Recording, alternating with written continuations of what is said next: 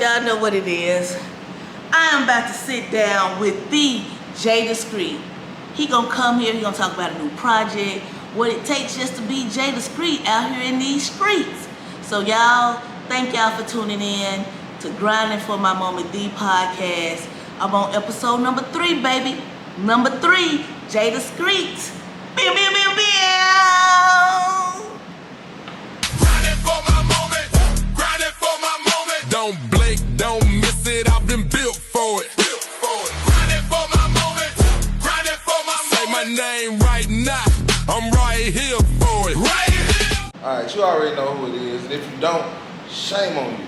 It's DaSkreet, here to tell you my new upcoming project, Heart of the Street, is coming out August the 1st, Bandcamp exclusively, and then everywhere you stream music, all the DSPs, on September the 8th. It's going to be a journey into my lifetime of music and creation, and I can't wait to share it with you and the rest of the world. Was there ever a moment that you wanted to walk away from music? Oh man, it's been a million moments. It's been a lot of moments. But it was never a moment I actually did walk away from music. Like even in the moments I was thinking about it, I was working on something. Yeah. I was working on an album, or I was writing a feature out for somebody, or I was in the background chopping it up with one of my peers about how they was gonna sequence their album. That's something I'm proud to be able to do. Like that's when you start getting into the layers of what your gift is. Like being able to sit down with one of my homies or just an artist that I know in passing, and they be like, "Street, I want to send you this. This is my project. How would you deliver this project?" And it's the title.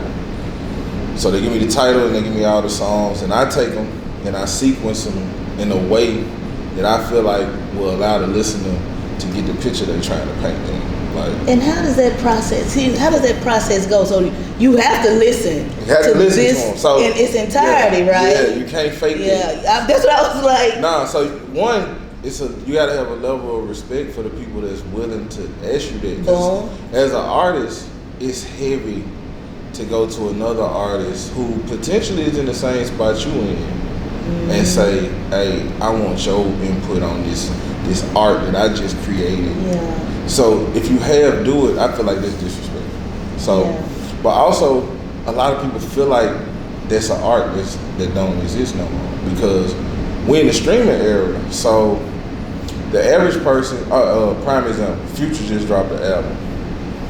Future album gonna get 1 million streams plus over the next week. And while people are streaming it, they're listening for what songs they want to pull off of it to put on their playlist. But I'm from the era of the album. You used to get an album and you would digest that album. You would put it in, you would play it, you would listen to it, man. And then to the point where if it's a good album and you ride your mind already thinking about the next song because you know the sequence of the song. So artists that was good in their craft and was serious about it would think about things like that. A lot of people don't think that there's still an art because they don't digest music like that, which is cool. But I personally make my albums to be where it's enough dope on this album to where if you listen to it and you pick your favorite songs off of it and you never come back to this album, you still got something to win. But also, if you're one of them people that digest albums, you'll be able to see how much care I took in how this album progresses. If you're a person that listens to albums, you will feel like I thought about you listening to a DaSkreet album. Okay. Because you can tell that I didn't just arrange a bunch of bangers. No, my album is a journey. If you start at the beginning, it's gonna take you where you want to go. Cause you're a slick storyteller, though. I'm very deep into it. Yeah. When you listen to your music, it's almost like you got it in the sequence, and you have to listen to it like that. You see what I'm saying? So, and you can listen to it out of order, but it hits so much harder when you listen to it in order. But I'm a storyteller MC because you are what you eat. That's not just food.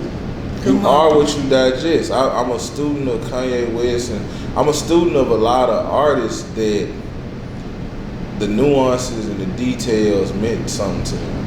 And me writing came from me reading, and the first things I read was like Goosebumps and R.L. Stein and Stephen King. Yeah. So reading turned into writing turned into poetry and songwriting. But if the roots was storytelling, it's gonna be in there. Yeah. So my literacy came from what I read, what I ingested. I became what I ate. I like that. Yeah. So that's gonna go right into this next question. You're a rapper, a poet, an author, I am. and a singer, man. The man to get on here and do what he gotta do to make this song be what it needs to be. I will do that, yeah. Which one feels most like home? Poetry feels most like home these days, but rap is home. Yeah. Like, I done got to the point now where I done reached into the poetry world to where I go places and perform songs a cappella, and I change the delivery, and people are hearing songs for the first time in a new light. Songs that they done heard probably 100 times before. But when I can format them and put pauses here, and put emphasis on certain words here, the rhyme scheme make more sense now. At first, it was like, that's hard in the rhythm. Yeah. But when I break it down to where you gotta hear it for what it is, and it's not stuck in a rhythm, it hits you different. You're right. Yeah. Did you see when Lauryn Hill did that? You know, it could all be so simple. Yeah. But you rather make it hard. She was like, that's a letter, to America. Yeah. And when she did it like that, and then when she said, this is a letter to America, and I listened to it, I was like, it could all be so simple. Well, when she said like that, if you go back and listen to the other parts of the song and think about who Lauryn Hill is, so Lauryn Hill has technically only ever put out, I think, 1 or 2 albums. 2, that's it. But the other one was like, she was the group. Yeah. Then she's still regarded as top 5 female MCs ever, and she's not 4 or 5. So she's top 3 female MCs ever with only 2 albums out. Facts. And think about the level of success she had. And so when she say, and when I tried to walk away, you hurt yourself to make me stay. Think about if you Lauryn Hill and you're a millionaire and you're an American. You can go anywhere in the world. Anywhere. But what's gonna happen? You still a part of the Band-Aid. You still a part of what you feel like America needs musically. Yeah. So like I really should leave your way. I really should. But I see you hurting for me. I can't just leave, Like a lot of songs I like that. The underline of, if you could talk to the artist and they actually told you what that song was about, you would have never guessed just from listening to the song. Like, Hey Y'all is a breakup song. Hey, how is a breakup song? When you know we not happy here. Yes, Man, y'all don't hear what I'm saying. Y'all just want to dance. He said it in the song. All right. Man, y'all don't want to hear what I'm saying, man. Y'all just want to dance. Wow. Hey, y'all. Don't Man, you know want to meet your mama. What? I don't want to meet your mama. We not going to work. We not going to work. We still can do the do, but we not going to work as a relationship. Don't want to meet your daddy. Just want you in my caddy. I'm just being honest. Man, he said all of this. Nobody heard it because it's... Right, it's on me. We just... And he says that in this... Y'all don't want to hear me, man. Y'all just want to dance. To this. Oh, man. I'm going to play this. I'm going to take a break. We're going to take a break. And we're going to listen to the words of this song. Oh, you already know. I got to do... That's okay. We're going to do that. Okay, man. All right. What? Your lyrics are known for wordplay all day long. I take that. Where does your inspiration come from? My point of view. My point of view on the world. I can say something that probably been said 1,000 times, the reason it hit different is because the person that said it before me wasn't standing where I was standing. So like, if I relay it how I see it, then it becomes something that you might not have thought about that way, you know. And also just, I'm simply complicated. Simply complicated. A lot of people are, especially writers, especially when it comes to hip hop, the lyricism, and I don't want to sound like I'm one of them people that shoot at lyrics. I love lyrics. I'm a lyricist. Mm-hmm. But is that bar complex for the sake of being complex? Or were you trying to say something in a way that it spoke to you? Like, I can sit down and take my time to write something that's gonna be like, man, it's cold. And it's like, yeah, it is. Or I can say a line of, we gotta do better at loving on people and making them feel it. We tell our people we love and we miss them and never go visit. That don't sound complicated at all until you think about how many times you can hit your grandma or your auntie up.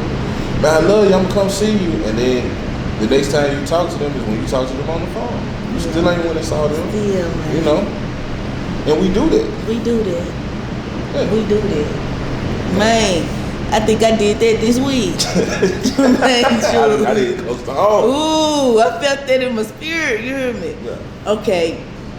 Now, that ain't the one. Which of your 22 projects means the most to you, and why? The one that's about to come out. Ooh. Heart of the Street has been one of them labors of love. First off, Heart of the Street, every concept, every idea is in relation to my musical journey. But also, everything is what I wanted it to be, which is why it took so long. Like, whenever I got to a roadblock in the process that would have been discouraging, that might have made me want to quit, I took time and found a way to either go around the roadblock or over it or under it.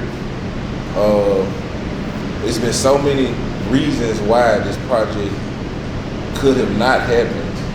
And for me to have made it past all that and got it done, and it sounds like how it sounded in my mind, because that's a rarity for artists, you know. When you don't, so reason why people like Prince are regarded as geniuses is because Prince can hear a bass line and go in the booth and play that bass line. Then he can hear a piano part and go sit down and play that piano part. He can do all of these things, so it's gonna sound how it sounds in his mind. Now you take that mind and put it in a hip hop artist that don't play an instrument, and now I hear a bass line, and I gotta go to this producer and relay this bass line to him any way I can. I gotta hum it, I gotta do all that until we find it. And sometimes that's so tiring, you end up settling on good enough. I see what you're saying. This bass line is good enough, because I know I'll never be able to play it. With Heart of the Street, I won't say there's none of that on Heart of the Street, but it's in the 1% of times where it got good enough to where I can let it be. And some of them times I still end up going back, nope, you gotta redo it. It ain't what I wanted, it don't sound right. So that makes this project super special to me. That and the fact that it came full circle throughout the tribulations. Like, I couldn't get it mixed the way I wanted to, and it ended up being that the creator saw fit to circle it back around to where the same engineer that recorded, mixed and mastered, walked the line 1 through 3, mixed and mastered this album. Ooh. That ain't who was supposed to do it. But every time it didn't work out, I kept pushing till it ended up circling me back around to my bro Slim. He mixed and mastered this album. And he didn't have a track on this album at first. But when we circled back around and started working on getting the sound right, I ended up getting two songs produced by him on the project, which brings it full circle. 13 years later, we on this album, after I'd done so much of my career, and the first person I started with engineered this album, mixed and mastered this album. And that wasn't my plan, but that's how it worked out. You should definitely do something with that term full circle. Yeah. Cause I don't know if it's gonna come out with you with poetry or rap, but Yeah. that right there, Bookmark that. bookmark that. But the question that I had in my head before that came to me, how long it take you to work on this project, get this project together? All right, so if you break down the pieces of it, writing and recording this project happened in less than a year. Okay. And then it's kind of bounced around and went into purgatory and changed hands to Went into purgatory. Purgatory, as in the initial people I started working on this with was a production company. And my bros, they're still my bros, but as a production company, they dissolved. Okay. And it was 3 of them. So now we got 3 different producers, and my project was worked on by all 3 of them. Oh. So it ends up sitting now because this person is doing something different right now. This person is not making music entirely right now. And this person right here got life going on. So now this project's sitting here. Yeah. So all in all, this project has been, when it releases, which it officially releases on Bandcamp August the 1st, and then it releases streaming everywhere the next month on September, but it'll be 4.5 years. That this, 4. and in that time, I put out like 6 projects. Right. And even though all 6 projects is dope, I didn't rob nothing off of this project to use on the other. All these 6 projects were created organically and separate. These songs got put up. No. Even when I got to a point where, man, this album almost finished, you don't need number 1 song. You want to pull one out the vault? Them songs stay in the vault. We're going to make a new song. Yeah. And I like that. So 4.5 years. 4.5 years. Yeah. Oh. This is, come on, man. I can't wait. I already know. Yeah. I already know it's going to be dope. Now, but like for a project, how long does it generally take you? Anywhere from 1 week to a month. Oh, we doing on average? Because the first bypass surgery was made in 1 week. 1 week. 1 week. 1 week. Whole project. Executive produced by Rowdy Productions. What it do, Rowdy? Rowdy. Yeah. But 1 week. And the actual recording was one night. One long session. Shout out to my girl for allowing that shit to happen. What you Because saying? Rowdy came and picked me up, and we recorded everything basically overnight. The whole night. I was in the studio, we recorded the whole bypass surgery one night. And then he finished out mixing and stuff in a little over a week. Well, a little under a week, actually. Rowdy him. Yeah. Y'all together, that's crazy. Man, once we locked in, so that's the thing about the recording process and trusting your engineers and being consistent with the people you work with. Once we recorded the first song and we did our first playback, he checked the levels and did the presets. Now, I just got to maintain my quality for the rest of the songs, and that makes his job easier on the end. So if you're an artist, be serious about your craft. Unless you got a thousands of dollars budget, write, and then go to the studio. Superstars write in the studio because they don't care how much the tab runs up in the studio. An engineer job is to book you the session by the hour and then allow you to do what you do with your album. So if he charge you $50 an hour and you show up with just a notebook and the beat, he not upset about that. He's just gonna hit the button every time the hour roll around. 50. And then he gonna charge you for what time you spent in there. What you did with that time is on you. That's crazy. I'm about to make sure. They caught you off guard. Man, I'm about to make sure my godson know this guy. He feel like he can go in the booth and just. So that's I'm a dinosaur too. No shots to the youngest that's doing this. If you can do that, I applaud you. But I say this as a hip hop head and as somebody that's competitive on the microphone. Once you release your song, you saying, I ain't even right. I just went in the booth and did that, does not exempt you from being slow. If your song come out and it's just, You don't get a saving grace by saying, man, but you know, I don't even write. Well, you should. You should. Yeah, that's the response. You should write. You should write. Yeah. If you feel like you need to say that to justify your song. Yeah, I done heard people say that though. That's what on the back end. On the back end. Nah, Cause while you was in the booth, you thought that joke was hidden though. Yeah, and then when somebody tell you, it's alright, man, I ain't even write that shit. Well, you should have wrote it then. You should have wrote me to something. say it was better than alright. It's alright. Yeah, but I tend to keep my opinion to myself. Like artists hate hearing other artists' opinions, so I don't tell people my opinion as they ask. It's too easy to get lumped in as a hater. Yeah, ooh, I can see that too. Yeah. I can see that too. Yeah. Now recently, we done had a few people kind of diss the Memphis music scene. Yeah. You know, I so have seen it. yeah. So what do you think? You know, what does the Memphis music scene need more of? Oh man, this gonna be this, and this is from my point of view because I gotta say that as a disclaimer because I've been indoctrinated and accepted into the Memphis scene as a Mississippian. But I rep Memphis, so anybody got a problem with it, you gotta see with that. Yeah. One, we need more initiative from the artists. If you feel like, again, it's circling back to something I said earlier. If you feel like the opportunities aren't being afforded or people are not assisting you in what it is you're trying to do, take a step back, take some time, plan it out, and try to do it. Like, when people wasn't booking me, I threw my own show. That way, if I lose or whatever, let's say I only break even. I pay for the venue, I pay for the DJ, I pay for my promotion, and then that night, I sell enough tickets to where I make my money back. That means something.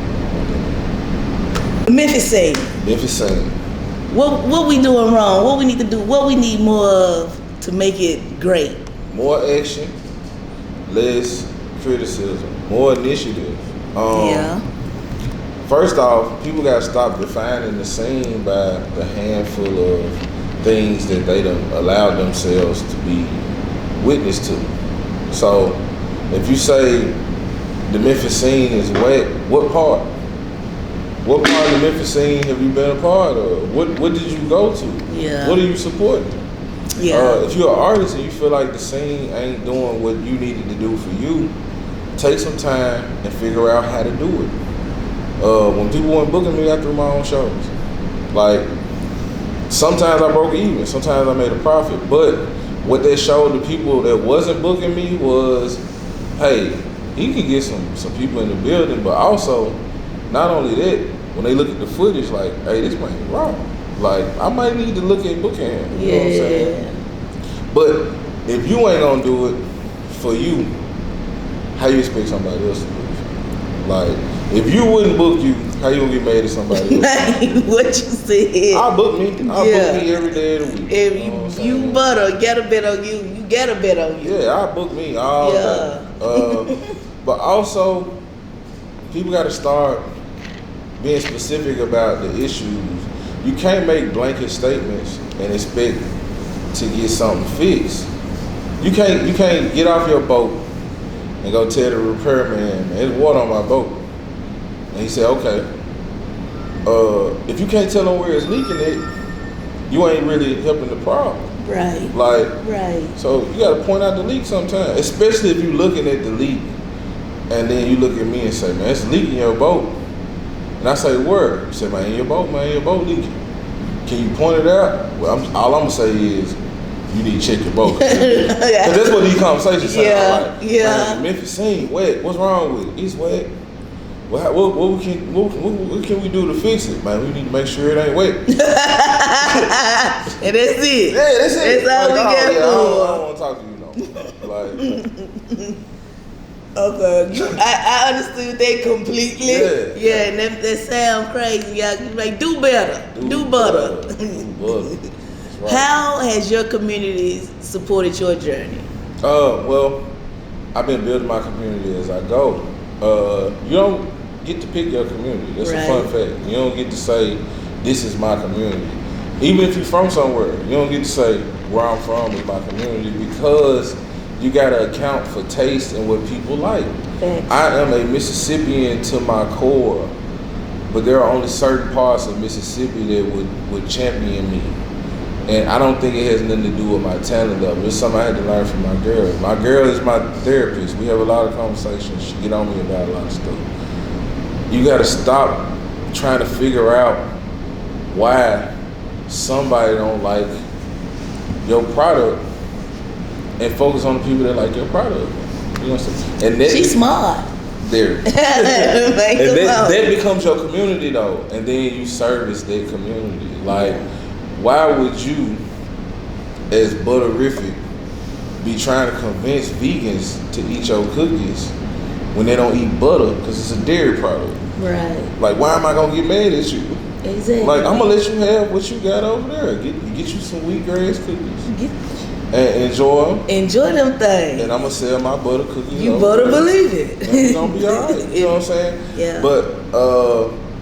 But the community I done built through the work I done done, I love them.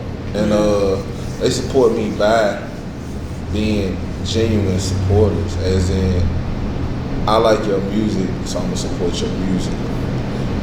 Now I got this going on too. I'm gonna let you hear what I got going on, but that's because I want you to like what I got going on. I'm not liking what you do for an exchange. See, I had to learn to watch for that too. There's people that come to your show and then they throw a show and remind you, if you don't make it to their show, why you ain't come to my show like I came to yours? Well, if you'd have told me when you came to my show that the goal was to get me to come to your show, I might have came. I thought you came because you was a fan. Yeah. You gotta allow me to be a fan. If you didn't promote it to me and I didn't see it, one, that's the first mistake. But two is, I don't wanna. You can't swap fandom. You can swap support. Yeah. I can say I'm gonna come support your business, and when my album come out, come support my album. Can we do that? And you can be like, Street, I'll do that. Or I can come and say, man, you got good cookies. Man, I want some cookies. Boom. And then be like, hey, this is what I got going on. And if you like it or not, that shouldn't change whether or not I like your cookies. Exactly. You know what I'm saying? I see what you're saying. Yeah. That makes total sense. Yeah. Total. Complete. Okay, what responsibility do artists have to the next generation? Be realistic with them. And don't sell them the dream that people try to sell you. Like, I be telling people what I really go through. Like, on a lot of levels, I'm a successful artist, but I don't lie to people and act like everything gravy. Yeah. Like, you know what I'm saying? And I don't act like what matters to me don't matter. Like, you can do whatever you want to do as an artist, but protect yourself. We had an obligation to share our horror stories. Like, I gotta tell a homie, like, Walk the Line 2 sold thousands of copies, but it didn't chart because I ain't had it registered right. And by the time I got it registered right, the boom in sales was already gone. Like, and then we moved forward into the music industry, and sales across the board started declining because streaming started inclining. Yeah. So I gotta tell people, hey man, make sure you know where your music is registered at. Make sure that you know if there's payouts, where to go get them payouts at. Yeah. Because it's an auto industry now. Everything's at Google. Like, I had to ask somebody there to tell me, put your stuff on SoundScan here, get this QRSC code here, and register all your songs here. Now, technically it was on Google then, but you got more information. Please. What responsibility do artists have to the next generation? We owe the responsibility of sharing the knowledge and not just the good stuff. Like, we gotta get the info that we done got the ugly way so that they don't have to get it the ugly way. Like, the concept of the OG been misconstrued so many times over the years. Like, the OGs was the teachers, the people that put you on game. Hey, youngin, I did that before. Don't do it. This wasn't gonna happen for you. Yeah. And too many times they use those positions now to send people out. Like, instead of telling you what's going on. Hey man, register your stuff this way. Hey, streaming is cool, but work on your performance. Hey, do you got a clean song? Can you get all your songs, versions of them that's clean? Come on. Can you perform that song that everybody likes clean? This is the information I would share to any artist talking to me. Most of my opportunities come from, hey Jay, somebody ain't here. Can you rap today? We'll add you to the payout. Yeah, that's cool. It gotta be clean though. Y'all can do clean. It can't be the song. It gotta be a show version. I got a show version. I can go right now. Yeah. Make sure you cover all the bases, because opportunity don't knock when you dressed and ready to go. Come on. Opportunity knock while you brushing your teeth, you got one sock on, you looking for your keys, and you hear, you open the door and it's like, hey, how long is it gonna take you to get the other sock? We finna do this. And now you gotta not only get the other sock on, but you gotta go find your shirt, get as much stuff ready as possible to where you don't, I don't get to rehearse a lot. Yeah. So I gotta stay sharp. Yeah. Do that. If this is what you wanna do, you gotta always have at least one song in the tuck you can perform blind, cripple, or crazy. Blind, cripple, or crazy. I got some songs in the tuck that I ain't gotta think about. I can go on autopilot and rap them a cappella to whoever. I might bump into an industry exec when I walk out of here. I heard you DaSkreet, man, give me some. Bop, bop, bop, bop, bop, Ready. bop, bop. And I'm performing to them. Look all in their face while I do it. Like, so they know I'm for real. I like that. Okay. How do you define success today compared to when you first started? Oh man, success when I first started was how many CDs can I sell? Can I get somebody to let me on the mic? Can I sell somebody a verse?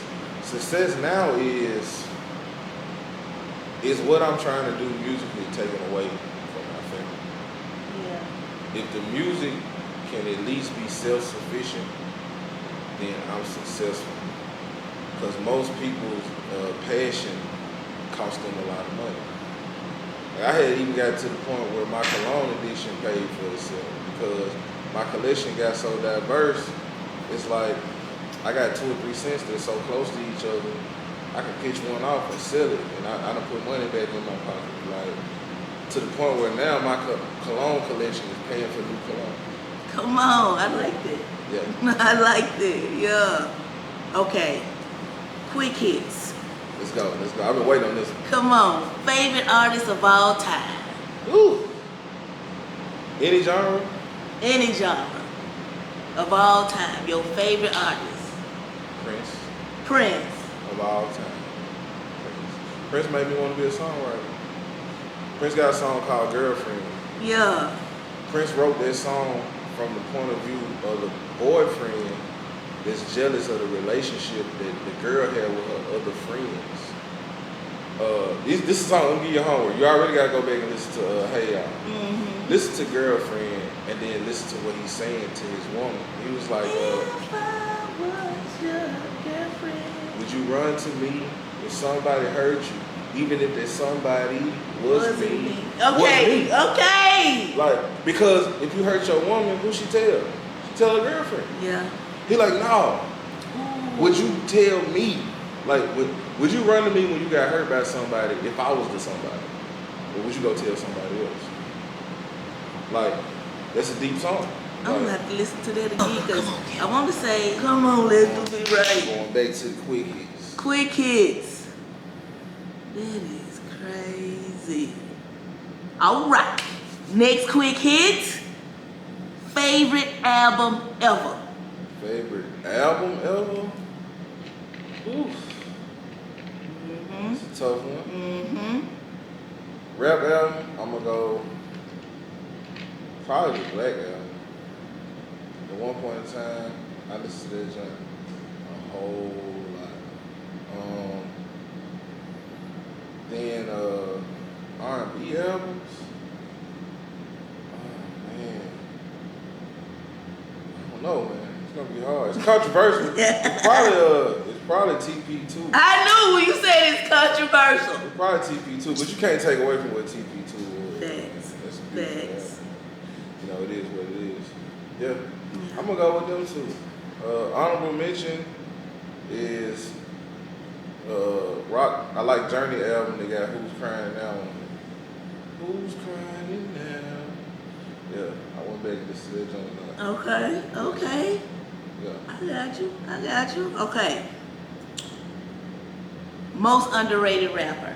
Most underrated rapper Yeah. I ain't gonna say it all the time. I say currently most underrated rapper. It's a toss up, but I think it might be 2 Chainz. Underrated. 2 Chainz. I don't think 2 Chainz really get credit for what he actually does and what he's done. And an honorable mention that I can swap out with him is Sci-Hi the Prince. You should check out Sci-Hi the Prince. Cause I've never heard of Sci-Hi the Prince. And I was listening to No Dope on Sundays this morning.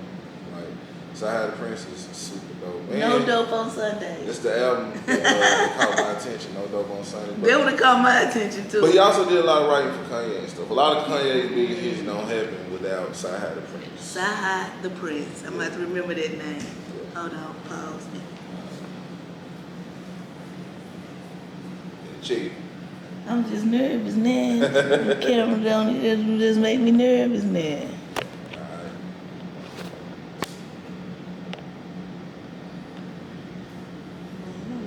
I know how to edit this, so I'm straight on that part. It was chop just, it down. man, Okay. camera do me right. Okay.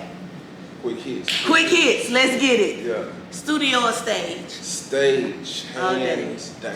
Okay. Why? Why Easy stage? one. The stage is one of the only places in the whole world I feel like I'm in my element. Like, you can have cross signals with people. I have cross signals on the job. It's just me and the stage. Like, you never have a misunderstanding with the stage. You never fall out with the stage. The stage gonna accept what you give it. Now, if you get on stage and slaughter out, you can't get mad at the stage. At all. It's just there doing what it's there to do. Thanks. Be in the stage. Yeah. And I'm a fish in water on the stage. I like that. Come on. All right. Coffee or tea? Coffee. But I will say I've been leaning real heavy into the tea lately. Yeah. But I'm a coffee guy. I got coffee from my mama first, and then I spent some time in the army, and the army forced a couple things on you unknowingly. Like, I didn't really drink coffee that heavy before I got into the service. And then, man, there's times I just gotta have it. I just get up crazy. Just gotta have some coffee. Yeah, it ain't even every day, but the days I gotta have it, I gotta have it. Understood. I know some coffee drinkers. I know how they go. Yeah. Night owl or early bird? I'm more night owl than early bird, but ironically, being a deep night owl turns you into an early bird. Because if you're a real night owl, you up in the wee hours of the morning. Thanks. People just see it dark and they feel like nighttime. But you still an early bird. Heck yeah. Yeah. Yeah, you right. If you could collaborate with anyone, living or dead, who would it be? That's a tough one too. There ain't just one though. I want to work with Prince. I knew you was gonna say. I was like, this man don't say friends. I want to work with Prince. I Yeah. want to work with Marvin Gaye. Ooh. I want to write something for Marvin Gaye. And You should, just for the fun of it. just though. write it in Marvin Gaye. Yeah. And I want to do something with Pharrell. Pharrell, one of my favorite producers. I feel like I get off on Pharrell. Man, cause TJ, he can he know. Does Pharrell have like a certain beat? Like You can tell. But I didn't say he got a certain beat because he done produced for all kind of people. Yeah. But sometimes the way the horns and stuff is, you can tell a Neptune production. Okay. Like Give It To Me from Jay-Z. The Excuse Me Miss. Come on, Yeah, 'cause- these are Pharrell joints. Yeah. Yeah. Okay. What does grinding for my moment mean to you? What you think that means to you? It means that you don't lose sight of the goal while you're going through the journey. Like, every moment ain't gonna be your moment. So like, it's you like basketball. We was talking about basketball. Better believe it. Grinding for your moment is moving without the ball. If you ever hooped, your coach gonna teach you on offense, good things happen to people that move without the ball. If you only wait until you get the ball to try to make a play, it make it that much harder. The reason Steph Curry is so dangerous, it ain't just that he can shoot. When he ain't got the ball in his hand, if you guard Steph Curry, you gotta go everywhere he go, because he never stops moving. I'm over here, I'm gonna run around the screen, I'm gonna run to the top of the key, I'm gonna run to the free throw line, I'm gonna run back over here to his three, I'm gonna go back around the screen, and you gotta do that the whole time, because if he get one window, it's over. He gonna burn you. It's over. So that's what grinding for your moment is. It's like, hey, ain't nothing open right now. Okay, what you gonna do? You gonna wait on something to open? Or you gonna move around and find an opening? This door locked. How many doors is it on the building? You gonna try none of the other doors? You gonna wait on this door to open? All right, you stay right here. I like that. Yo, okay. Understood. Who believed in you before the world did? Before the world did? Yeah. First person that believed in me, for real, rap-wise, is Queen Harris. Queen Harris. If I go back even further, there's people that saw potential in me. Shout out to Craig Smacks, shout out to Big Deezy. These are people I met early in my career. But when I say believe in me, Queen had a label full of people that wanted to put anything behind him. But Queen don't like doing nothing he don't want to do. Queen told all of them people, if y'all ain't gonna work with Street, I ain't working with none of y'all. He cut all them people. Come on, Queen. I never forget that. It's something in our history. That's love right there, though. If you could leave one message for the next generation of dreamers, chasers, what would it be? If it ain't so big that you automatically, if it's something that you automatically think you know how to do it, it might not be big enough. It need to be big enough to where you almost question if it's possible. Man. Because the stuff you're gonna accomplish while trying to get to that point is gonna be so cool. Even if you don't get there. But it's gotta be scary. Yeah. Because anything easy is that. It's easy for a reason. Yeah. Anybody can do it. Anybody can do it. Okay. Jay, if someone watches this interview 5 years from now, what do you hope they'll remember about Jay DaSkreet? Man, I hope they remember that I said DaSkreet was coming out in a month, because in 5 years, I hope it's a classic. I hope it reached sights unknown and unseen. So 5 years later, I hope they can look back and be like, he said it. He said that was one of them ones, and it was. It was one of them. And I remember when DaSkreet said on the Grinding for My Moment podcast and said DaSkreet was gonna be one of them ones, and it was. Y'all remember that? Yo, that's gonna be dope. I'm here for that. Now, I know DaSkreet finna come out. You said August 1st on Bandcamp. Then the rest of the September 8th everywhere else. Okay. We're gonna make sure. I just want to make sure I put that, bam, so that it can just blink out at the people. Yeah. Now, are you on to the next one? Are you grinding for anything next? Now I'm working on a tour. I'm working on getting it out to more people in person. I've learned over the years my strength is my live performance and how I initiate and connect with people. So I gotta get out here and do that. The internet ain't gonna be enough for this project. It's bigger than the internet. It's gonna have to be brought to people. They gotta hear it and see it. So that's the next moment. It's like how to make it make sense to where I can move around with it and deliver it and serve it to people in a way that they're gonna remember it. I like that. I can't wait. I already know it's gonna be dope. Is there anything that I didn't ask or you want to get out to the people right now? Like anything? A couple things. First off, if you hear and you tune in, you smart. You ahead of the curve, because I'm early in the guest list, and it's gonna continue to grow and be dope. It's my family, so I would say make sure you tell a friend to tell a friend and share it with whoever needs to see it. This is the beginning of a platform that's gonna probably reach some heights that y'all don't expect it to. And come down here and get you some butter. Like, you know what I'm saying? Outside of that, be on the lookout for DaSkreet Be on the lookout for upcoming shows and opportunities to win you some free merch. This is my first album that has a full merch run, vinyl album, compact disc, posters, hats, coasters, stickers, keychains, custom street signs. Like we didn't spread. That's a lot of merchandising going on, right here. Yes, that's a lot. Okay, I like it. And some of that merchandise will be tied to opportunities to get into shows free or get backstage passes to some of the bigger shows. Because a lot of people hit me up when I get a chance to get on one of those bigger platforms and want to know how they can hang out. Come to some of the other shows. Yeah. That's how you build it to where if I'm opening for Gotti or somebody and you want to come then, it's a little late then. It's a little late. I'm 9 shows in. It's a little late. Yeah. I like that.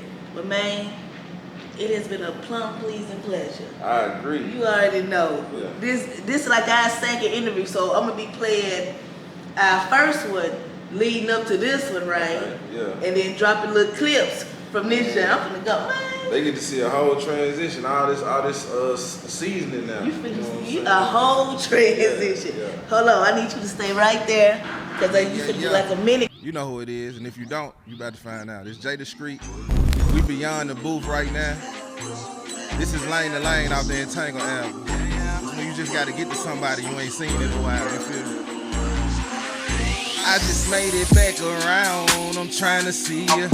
You said when I'm back in town, we should meet up in a minute, but I'm back now. So what we drinking?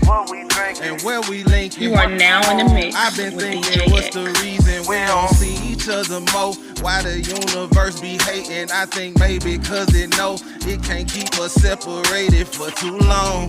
Your number hit my phone, I go crazy. I text back, I'm on my way. Then start driving like I'm racing, baby. I just hit the on the freeway, switching lane to lane, the lane speed racing. I can't lie, that been on my mind, you know.